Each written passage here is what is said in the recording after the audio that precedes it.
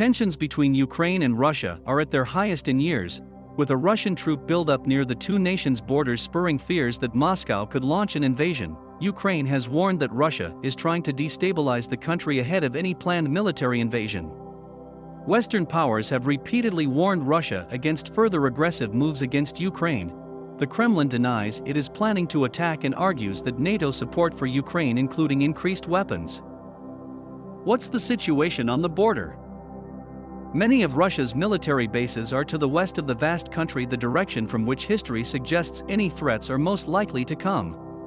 Russia's defense ministry has said it is conducting regular winter military drills in its southern region, parts of which border Ukraine. Meanwhile, Ukraine's eastern Donetsk and Luhansk regions bordering Russia, an area known as Donbass, have been under the control of Russian-backed separatists since 2014. Russian forces are also present in the area, referred to by Ukraine as temporarily occupied territories, although Russia denies it. The front lines of the conflict have barely moved in 5 years, but there are frequent small-scale clashes and sniper attacks. Russia was angered when Ukrainian forces deployed a Turkish-made combat drone for the first time in October to strike a position held by the pro-Russian separatists. Russia also has forces numbering in the tens of thousands at its massive naval base in Crimea, the Ukrainian territory it annexed in 2014. The Crimean Peninsula, which lies to the south of the rest of Ukraine, is now connected by a road bridge to mainland Russia. The United States and NATO have described the movements and concentrations of troops in and around Ukraine as unusual. As many as 100,000 Russian troops have remained amassed at the Ukrainian border, despite warnings from US President Joe Biden and European leaders of serious consequences should Putin move ahead with an invasion. And US intelligence findings in December estimated that Russia could begin a military offensive in Ukraine as soon as early 2022. Speaking alongside his Ukrainian counterpart in Kiev on January 19, US Secretary of State Antony Blinken said Russia had ratcheted up its threats and amassed nearly 100,000 forces on Ukraine's border, which it could double on relatively short order. In late 2021, satellite photos revealed Russian hardware including self-propelled guns, battle tanks and infantry fighting vehicles on the move at a training ground roughly 186 miles, 300 kilometers from the border. The Ukrainian Defense Ministry's latest intelligence assessment says Russia has now deployed more than 127,000 troops near Ukraine, including some 21,000 air and sea personnel, transferred more Iskander operational tactical missiles to the border, and increased its intelligence activity against the country. The assessment came after 3 rounds of diplomatic talks between Russia and the West aimed at de-escalating the crisis failed to produce a resolution. US officials have said a Russian invasion of Ukraine could happen at any point in the next month or two.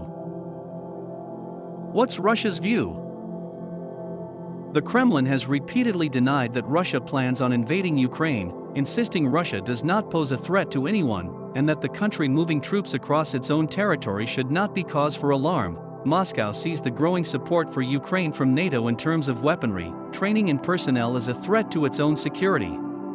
It has also accused Ukraine of boosting its own troop numbers in preparation for an attempt to retake the Donbass region, an allegation Ukraine has denied. Russian President Vladimir Putin has called for specific legal agreements that would rule out any further NATO expansion eastwards towards Russia's borders, saying the West has not lived up to its previous verbal assurances. Putin has also said that NATO deploying sophisticated weapons in Ukraine, such as missile systems, would be crossing a red line for Russia. Amid concern in Moscow that Ukraine is being increasingly armed by NATO powers, Kremlin spokesman Dmitry Peskov said in November that weapons and military advisors were already being supplied to Ukraine by the US and other NATO member states. And all this, of course, leads to a further aggravation of the situation on the borderline, he said. If the US and its NATO allies do not change course in Ukraine, Russian Foreign Minister Sergei Lavrov has warned that Moscow has the right to choose ways to ensure its legitimate security interests. What does NATO say?